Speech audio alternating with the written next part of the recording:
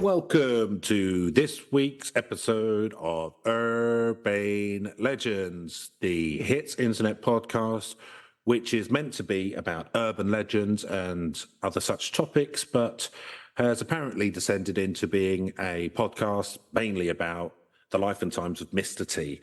I am one of your hosts, Chris Flynn, and with me, as always, is Mr. Neil Herbert. Hi, Neil. How are you doing? Doing all right. Don't really talk about him that much, but it's been heavily tea based, hasn't it? The last couple of episodes. We'll try and steer clear of him. Steer clear, yeah. Don't want to wear it out. No, that's true. How's your week been, Neil? What you been up to? And I understand you've not been well. Yeah, I mean, kind of like just a bit under the weather. You know, that kind of like where you're, a bit of backache. I'm getting my age. And no, you don't have to. You don't have to say it in that way. You know, I do care. You don't have to belittle your own pain. But not enough. But you know what? That's toxic masculinity. That is. Do you reckon? I'm just trying to cover up my true feelings. Yeah, I think you are. And I'm the one person you don't have to do that with. Well, I know I certainly don't. Yeah, I know. Fucking hell. Oh, weeping William. No, there you go. There's a little bit of a cough on mic for you. Like I say, it's that kind of annoying kind of like it's like not feeling 100%, but nothing. Not too bad. But yeah. Do you know what you might want to do? Because Canterbury shoes. Of course, yeah. Yeah, they're pricey, but worth it. I treated myself to some, right? I was having those sleep issues. Since I've been wearing the Canterbury shoes, they've completely gone. And I understand that they can help sometimes, like if you've got a bit of a bad back and stuff. So maybe worth having a little look. Worth a thought, yeah. It's like reflexology, isn't it? That's exactly what it is. It's the sole of the foot. Yeah, it's about all the pressure points. Yeah. They've got, that's because they thousands of years of Chinese science can't be wrong. Well, that's the thing, isn't it? With the Canterbury shoes, they used to have the thing where people would sort of joke about sleepy priests, sort of around Canterbury and stuff, and sort of people went back and had a look at it, and it turns out it was something to do with how their shoe was made, and so they've used a lot. They've kind of used a lot of it, and turns out it's actually medically quite sound. So it's just one of those kind of lost. Well, we learn a lot from that kind of thing, don't we? People think, bits and pieces of things are old wives' tales just because they weren't, peer tested at the time or whatever, or part of the research. But actually, you go back and look at these things. It's like traditional medicines. Yeah, I mean, not all of it. Exactly. But you go back and see there's a some active compound, which is. It was like people used to always fall asleep when they were harvesting barley, didn't they? Because of the. Chimpanzees getting drunk on rotten fruit. Hey, that was my best birthday. That's some good stuff. No, so I've got to cheer you up. I've now this minute just decided to come up with a new segment. Oh, it's brilliant! And so it's called "What's Real and What Fake." And so I'm gonna. I notice you've gone with that kind of W for the R. Business. It's actually written with a W here. Okay. What's real and what fake?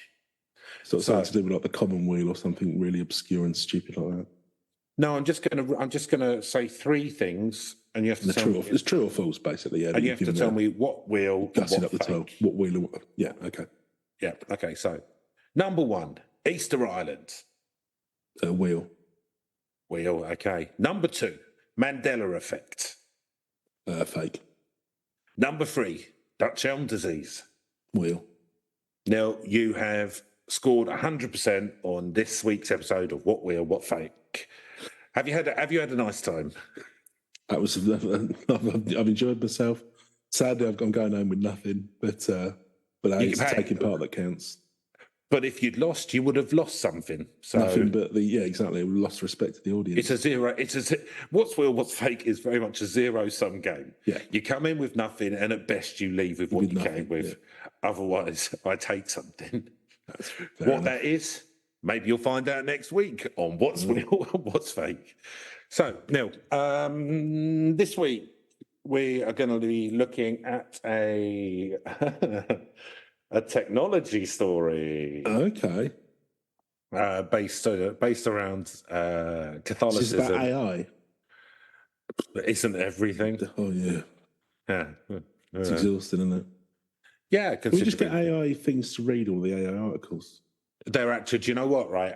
Just complete the circle. You say that, but basically, because the large language models don't have any more data to input anymore. Yeah. And so they're now, and the thing is, they already have hallucinations, right? Because they don't know what anything is. They don't have intelligence. They don't know that a dog's a dog, right? They don't know anything. They're just predictive mathematical equations. Yeah. So they have these hallucinations because they don't have any intelligence. Yeah. And now they're talking about using an AI to generate content to put into an AI. Double trouble. But you're putting something which produces unreliable results. You're going to get, that's going to put its information into something that produces unreliable results. If we don't try it, Chris, who knows what might not happen? You know, I think we're at peak AI. I don't think it goes any further than this. There isn't the computing, and also it's got the limitations are here. Hey, at least it's ruinously expensive and terrible for the environment. It's just another fucking bubble. It's just generate any profit. It's a con game. Neil, look, are you listening to me? Because I have to. So. Because what I'm about to tell you may very well save your life. That's highly unlikely, but it's very unlikely. So we are looking at the story of the Chronovisor. Okay, so it allows you to see time? See through time. Through time, okay. Nice. Yes. The rumoured Vatican invention that allows you to see the past. Oh, the Vatican, the vanguard of technology. That's right. Michelangelo's day. That's right. All right, whatever. And this is from allthat'sinteresting.com. It's written by Dan Brown, by any chance? It's written by Marco Magaritov. Okay. What Marco? And edited by John Kurowski, who's clearly got a few problems in the bedroom department because he felt he had to have his name put on there as an editor. Has he got his picture on there as well? That'd be really eager. It has, yeah. He's he's holding. He's lying on a bedspread and he's holding a fish that he caught. Mm. Oh dear. Oh dear. So allthat'sinteresting.com, that's a legitimate source, isn't it? I've heard of it. Mm. That puts it miles ahead of anything else. Yeah. So, a priest in the Vatican named Pellegrino Anetti claimed he could observe the past with a time machine he had invented. But what's the truth about the Chronovisor? Called a history book. That's not viewing it, is it? Unless you consider the mind's eye. A documentary. He's viewing it on the outside of his mind. Okay. Well, no, that's not true, isn't it? Because the brain does actually create the images of the eyes. It's how would you say it? It's outside. Let's go through. Let's see what this. I'll stop interrupting and then let's see what this. No, please don't. Okay. So from the unsolved disappearance of Emanuela Orlandi in 1983 to a covert collection of documents known as the Apostolic Archive. We'll have to have a look at that. Apostolic, yeah. The Vatican's history is full of secrets. Yep. And there's a big one he's missed there, but we won't get into that. Well, a couple, really. Yeah. And of all the Vatican's purported secrets, none may be more bizarre than the legend of the Chronovisor. The Chronovisor is said to be a device that gives the user the ability to see through time, though the existence of the Chronovisor has never been proven. A 2002 book by Vatican priest Father Francois Brunet says otherwise. So, from his mouth to God's ears, he's not going to be lying about it, is he? A priest can't lie. Not allowed to. No, God wouldn't let him. They have it removed. The lie glands. Yeah. Get it burnt out with a hot cross. Yes. No, just during part of Ash Wednesday. Yeah. Is it? Is that how it works? That's where the ashes come from. Oh, is that the lies leaving their body? Yeah. From the pineal gland. They smear ashes on your forehead. Yeah, I've seen it. They do a little cross with ashes, don't they? Sometimes. Yeah. Yeah, they put on a little palm leaf or something. I can't remember this. Have I ever had that done to me? Not willingly, I wouldn't have thought. Bit of fun, isn't it? Yeah. Get a bit of wine. Nice dry cracker. Turns into the body and blood of Christ due to the miracle of transubstantiation. We're not going to go into this again, Neil. You think it's transubstantiation. I think it's symbolic cannibalism. Fair enough. Because it is. So, according to Brune, the Chronovisor was developed by Father Pellegrino Ernetti, a Benedictine monk. Ernetti allegedly kept the device secret until the early swinging 60s. I'll add some words in. Yeah. When he confided in Brune and told him Carnaby Street. Yeah, and you walk hanging out with Sir Black on the street. That's right, yeah. And Austin Powers. Austin Powers, yeah, famous 60s London guy. Yeah, Jimi Hendrix. Yeah, Jimi Hendrix was down there. Twiggy was some photos taken of her by David Bailey. Was he around in the 60s? I think so. Yeah, David Bailey. Yeah. Probably. David Hockney, he was probably there. Yeah, Gilbert and George. So Brune, he confided in Brune and told him that 12 scientists, including famed physicist Niccio Fermi and former Nazi scientist Werner von Braun, oh, here we go, helped him to build it. He's recruiting Nazis. Well, was von Braun the rocket man who then America said, "Oh, you're not that much of a Nazi"? I believe he might have been involved in the Manhattan Project. Operation Paperclip. Get the useful ones. He wasn't the only one, was he? There was plenty of yeah. I know. Rocket scientists who got forgiven for as long as they took the science over. Yeah, so pragmatic, I suppose. Anyway, I mean, questionable. All right, Henry Kissinger. This is very pragmatic of us. Yeah. I think we should drop tactical nukes all over Vietnam. Well, I would imagine, like with Henry Kissinger, there was something He's a fucking monster. I know I'm a Nazi, but you're fucking taking it a bit fast. Yeah. You're a bit of a fucking cold fish outside. This is ridiculous. Medical experimentation on innocent people, fine, but you just bombing 3,000 people for no good reason. You don't get anything. What's wrong with you, Kissinger? Yeah, horrible. Glad he's dead. Of course, I'll tell you what, though. Sexy, though, eh? Oh, yeah. Poor. You wouldn't kick him out of bed for genocide, would you? Well, then he didn't. So, made of cathode rays, antennae, and metals that received the sound and light signals on all wavelengths, the Chronovisor purportedly... that's far. Yeah, well, that's part of it. That's the visor.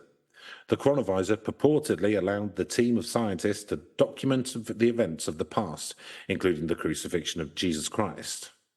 The machine... that's why you build it, because you want to see the crucifixion.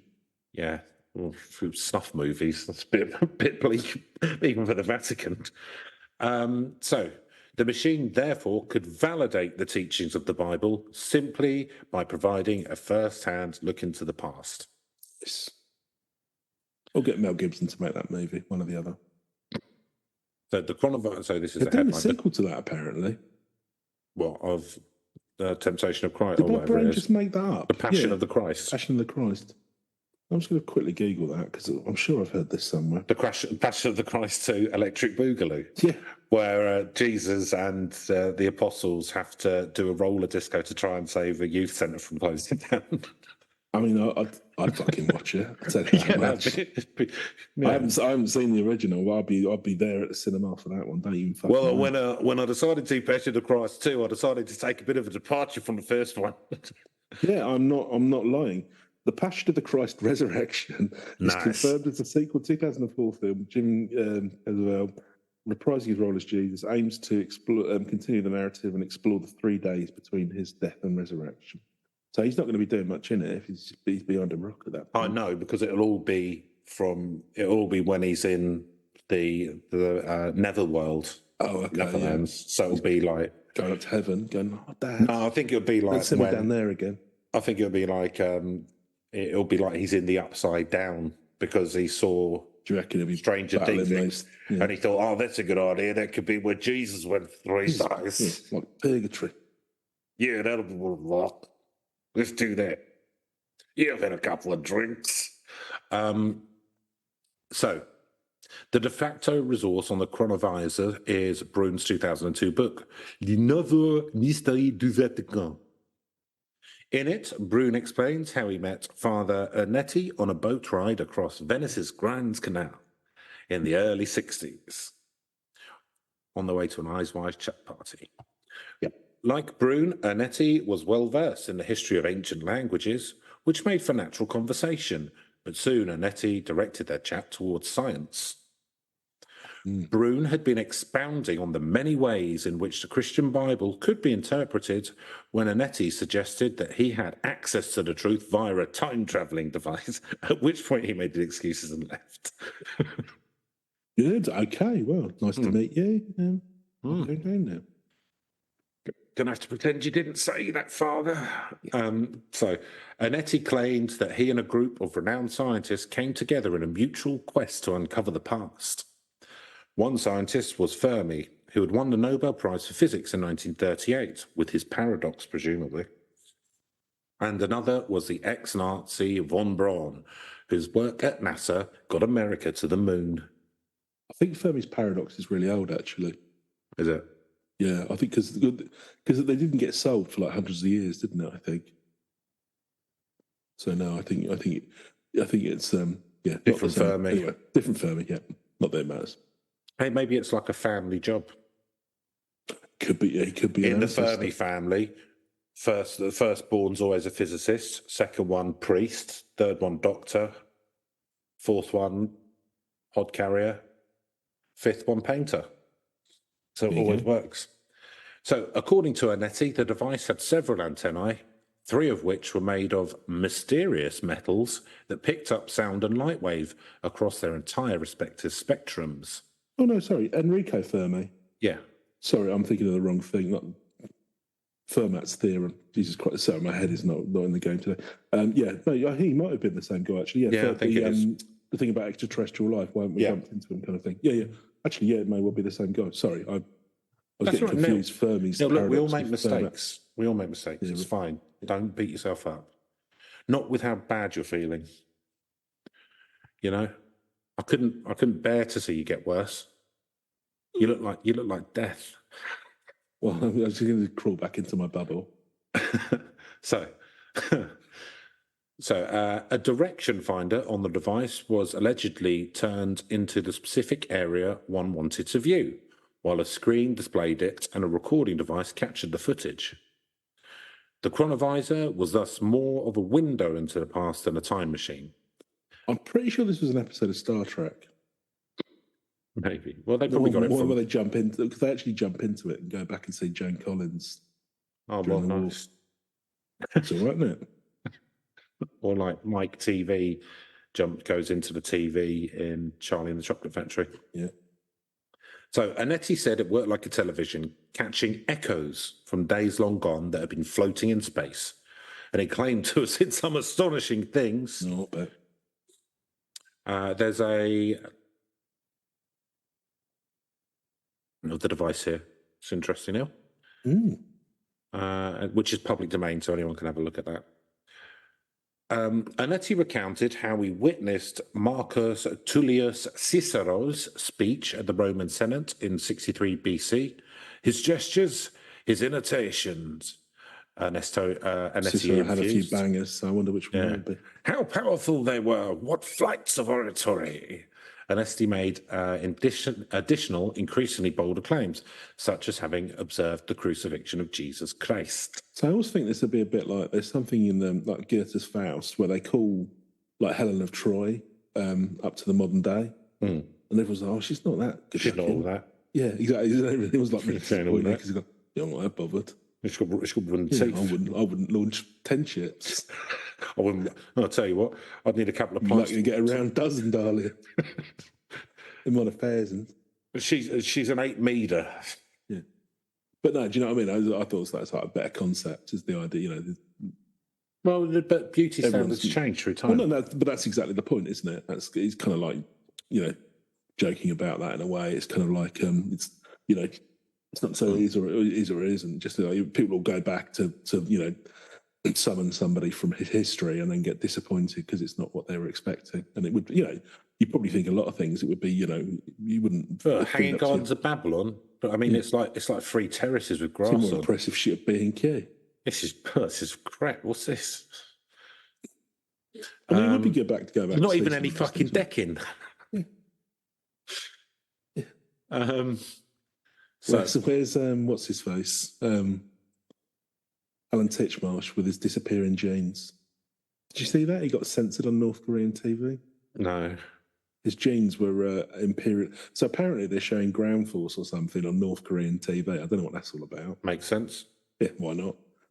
Because, you know, he's a horny-handed son of the proletariat and all that, doing his gardening work. But what they didn't like was he was wearing jeans. So they just kind of like smudged those out because that's like imperialist pig dog American, you know, trouser wear. This is really weird censorship. But it's how it starts, isn't it? You're letting a pair of Levi jeans. And it's a broken window theory with like cops have, isn't it? Glasnost. If there's someone smashed a window, that means that's an area of the city which was the criminals then know they can act with impunity, which was unpoliced, where the criminals have won in that small area. And the only thing you can do then, Chris, is a death wish. The only thing you can do then is head to A9. Just robot cop army. That's robot cop army. That's better, isn't it? Yeah.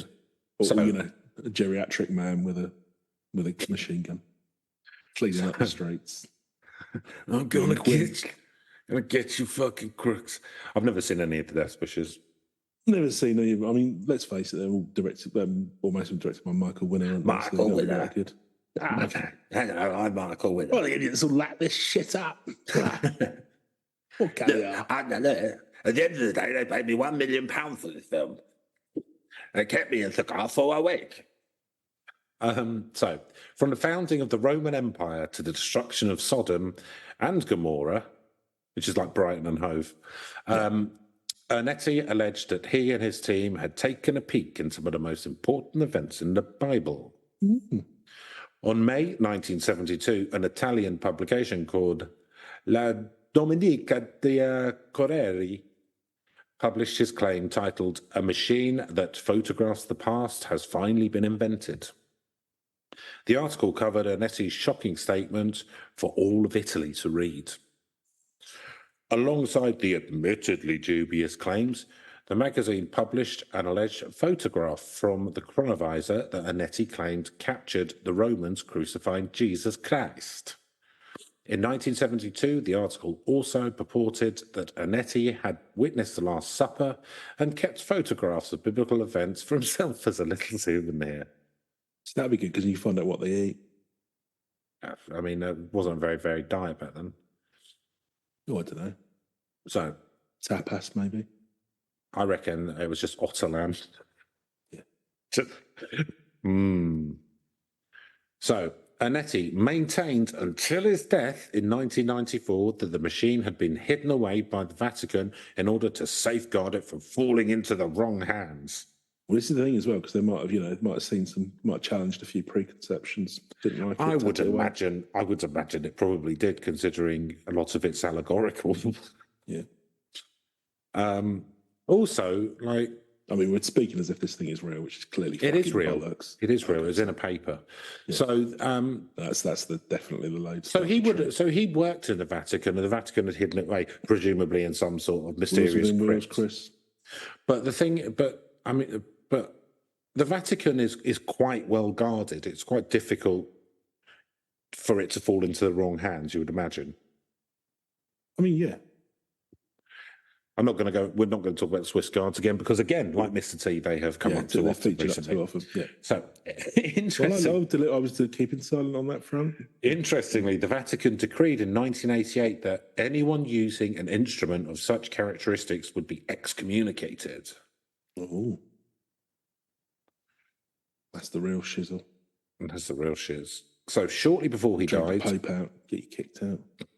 Does the Pope have to excommunicate, or can other people do it? I don't know. I think anyone can do it, can't they? I thought it had to be the Pope. I think it has to be a bishop. I don't know. Not sure on the rules. You can probably be excommunicated by your local bish, couldn't you?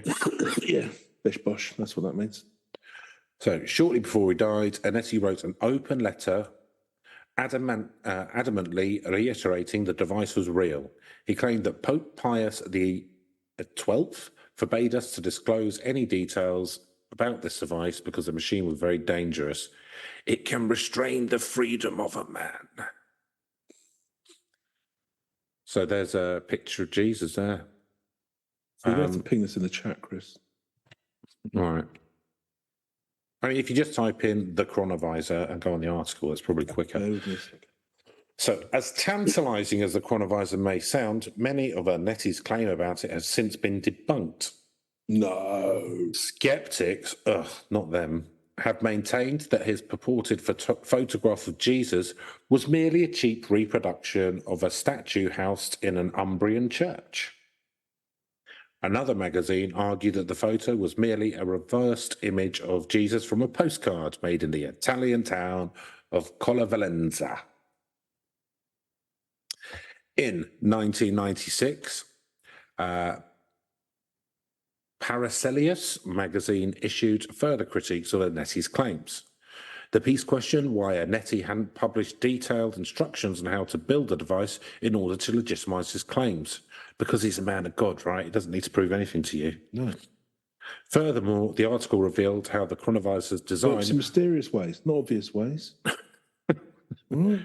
Yeah, if you want someone who works in obvious ways, go and worship the council. Yeah, go and watch a soap opera. So, furthermore, the article revealed how the Chronovisor's design bore a stark resemblance to a similar device in a 1947 sci-fi novella. There you go. Who's it written by? Some say that Father Pellegrino Anetti confessed to having fabricated the whole story before his death on the 8th of April 94, but this remains hotly contested, with Von Braun, Fermi, Anetti and Byrne now dead. Only the intriguing mystery remains. In that sense, the Chronovisor has stood the test of time as a Vatican mystery for the ages. So that's that article. I'm looking at a picture and it's just got like two lads with beards. There's no crucifixion. Well, that's a close-up, isn't it? You don't want to see the whole thing now. It's disgusting. No, but they're just walking up a hill or something. I don't know if they're going up like the path up to the... Oh, and then there's a... I don't know, actually. So, the Chronovisor apparently used a process known as chronotopology. It is said. The idea is that it is possible to recreate the past through vibrations left in space-time. Essentially, it tuned into those frequencies of the past and deconstructed those frequencies into images. See, now the science is getting in. It doesn't sound so weird, does it? It still sounds quite a bit like bullshit. Effectively teleporting the users back into that specific moment in time to view. You know? So he also, here's some other bits which is, here's some more claims. So the claim capability of the Chronovisor have become wild and far-reaching over time. In the mid-70s, Father Francois Brune, who had investigated the machine, published a book about it, The Vatican's New Mystery. He described how Father Anetti had used it to emit, among other things, crucifixion of Jeezy Greasy, Roman Senate meetings. But according to Father Brune's account, other events that the machine had created in 3D, so it's a 3D image now. Oh, nice. Nice. Napoleon Bonaparte delivering a speech to his army. A performance of a lost Roman tragedy by the poet Ennius. The signing of the Treaty of Westphalia, which ended the 30 Years' War in 1648. The construction of the Temple of Solomon in Jerusalem. And here's the one which I think maybe sticks out a little bit, as might not have happened. Oh, God, yeah. Dante's journey through the realms of the afterlife as described in the Divine Comedy. Yeah, I don't know if that was a documentary. I think he was kind of, it was more poetry. Hey, maybe, that's the thing is because we all just assumed he was a poet. No, he was describing a journey that he actually took, Chris. Yeah, that's it. And we know now. Yeah, absolutely. So, so many have, let's have a look here. Some people, so people are unconvinced and think it's a hoax, but some people remain convinced. Good. In recent years, writers, researchers... Have some belief this is the Vatican, for fuck's sake. If you can't believe in the Vatican, what can you believe in? Yeah. And conspiracy theorists resurrected the Chronovisor story, arguing that elements of the claims are true, and that the machine or another similar time-viewing device exists. Just explains so much. They claim that officials from the Vatican, the CIA, and the US military are in possession of working chronovisors. Yeah. And that they use them to view the past's most significant moments. I mean, if that were true, then, there's a whole thing about learning from the past so you don't make the same mistakes again. Sure. Yeah, it's not obviously working too well, is it? No. So many have also pointed to supposed references to time travel in ancient texts. One of the more compelling arguments in favour of the Chronovisor's legitimacy is the project's startling group of creators. So that was Fermi, Braun, and assuming they were all actually involved. And Italian rocket scientist, General Umberto Ortenzi. Yeah.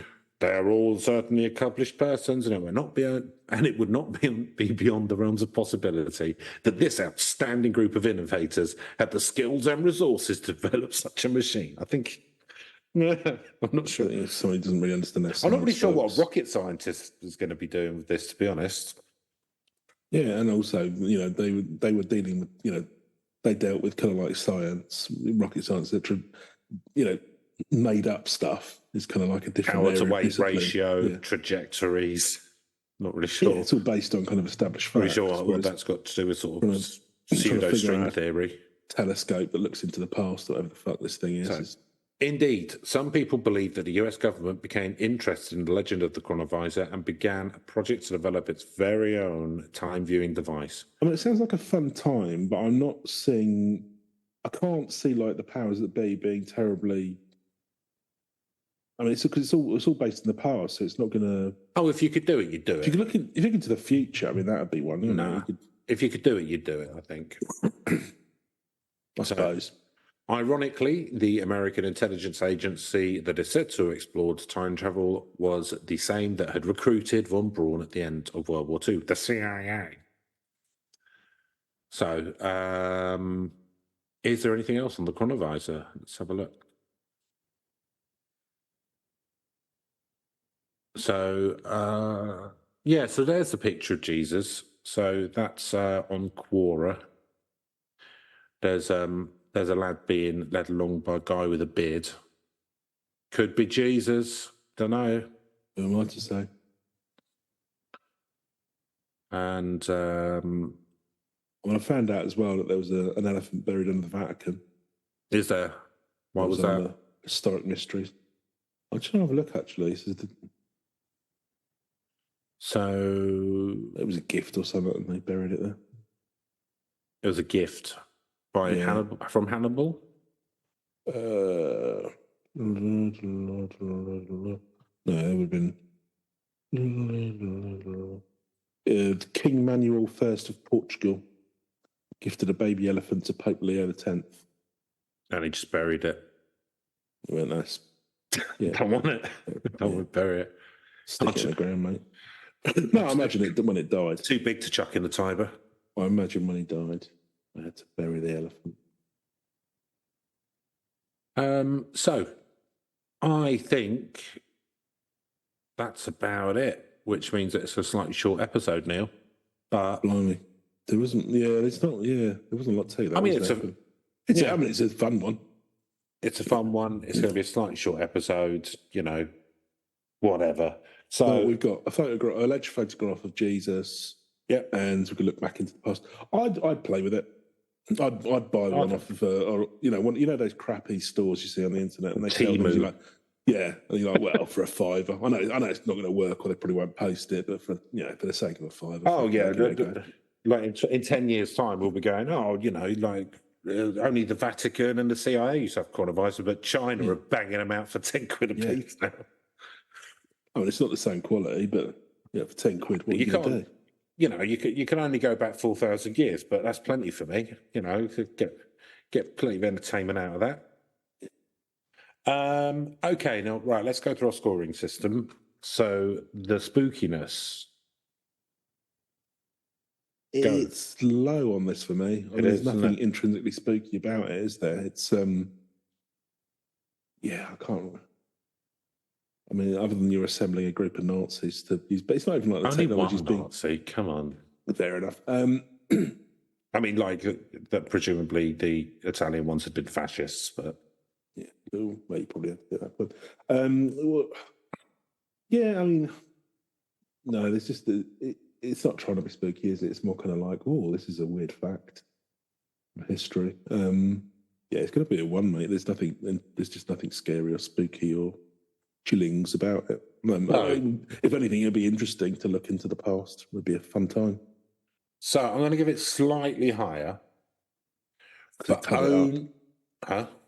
No, I was going to think anything is the Vatican cover-ups, maybe. But anyway, so it's not that, but I think that being able to look into the past, for some people, like perhaps us included, depending what you saw.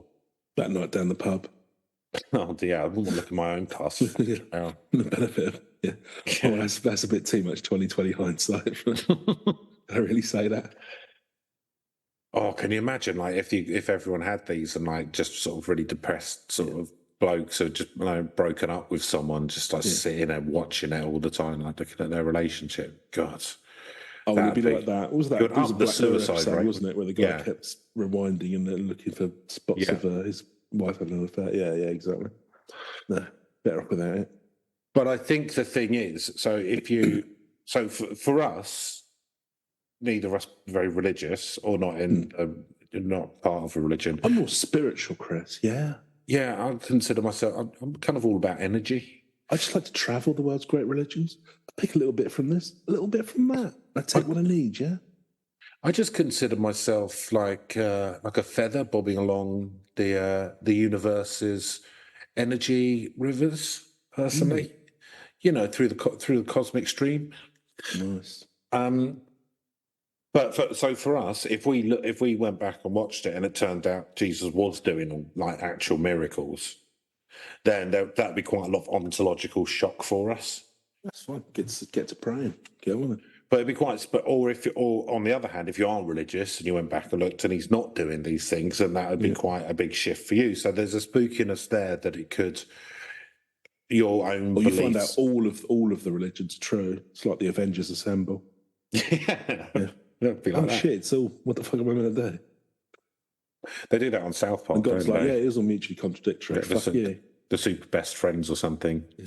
I think that it could, one way it could either completely vindicate your entire worldview, or it could crush it. And so I think that could be quite spooky to have your belief system pulled down. So I'm going to give it a 3.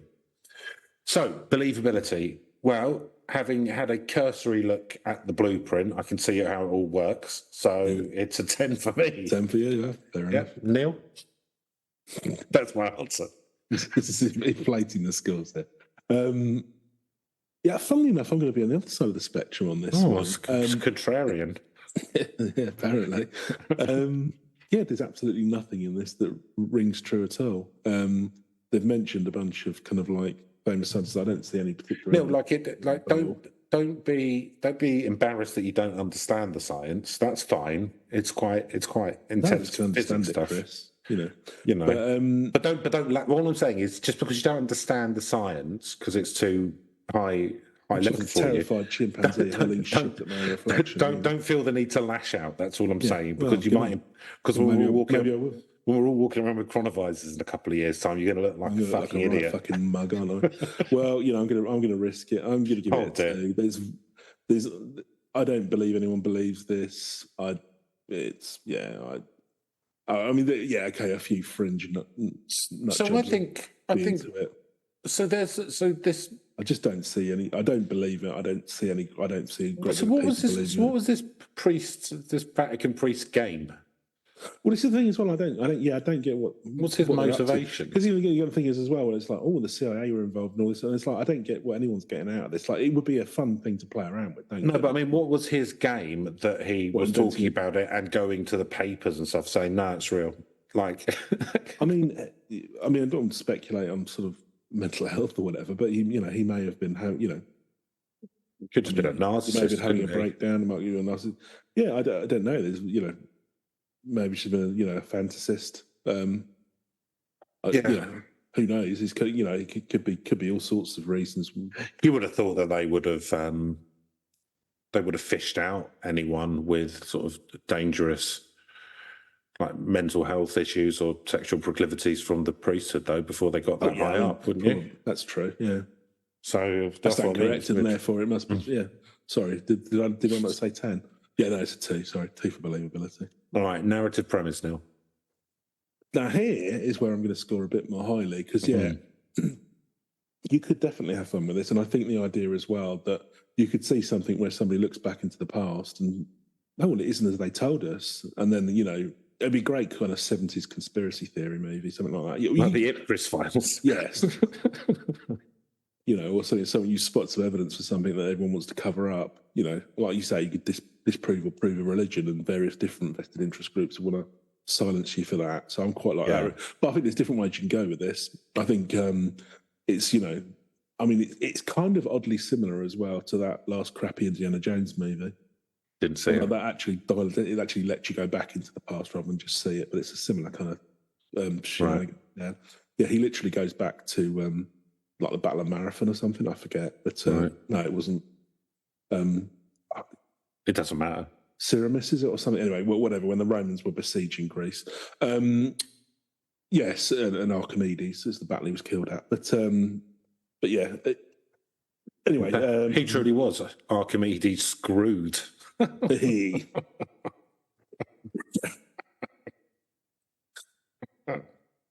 Don't kill him. No. Come on. Anyway, what were we going at? Yeah. Sorry, I took myself down a narrative premise. Yeah, no, there's a lot of places you go with it. So no, I like this one. I'm going to give it an 8 for narrative premise. I think there's a lot you could do with it. I think there's a lot of different avenues you could explore, and I've gone conspiracy route down there because it's all kind of like a bit like that. But I think it could be quite interesting. Or just as you say, somebody gives them well, Neil, some existential crisis. Why couldn't it just be an excellent learning tool for kids? Not very exciting, is it? But yeah, I mean, it could be. You could literally. This could be like a children's story as well, couldn't it? It could be like hey, look into the past, and it's like, look, we're going to find out about dinosaurs Everyone's got disease and diarrhea and open sores. Well, I mean, to be honest with you, it's like medieval life, or whatever. It wouldn't all suffer. I mean, I'm sure there's plenty of digging up crops and turnip wine. Yeah. I think it's good. It's a good concept. I like the fact that that a priest came out of it, and a Vatican priest, right? That's good. Might as well. The fact that it's come from the top table, that's great. I think it's good. Yeah, and you can do plenty with it. And I think it's decent enough story as is. And someone made a book out of it. Fuck knows how you get. I'm not sure I'll be reading 50,000 words out of it, but yeah, it's decent. I'm gonna give it a 7. And Reach. So there's a lot about it, but I hadn't heard of it until I found it. So I don't think it's very, very well known.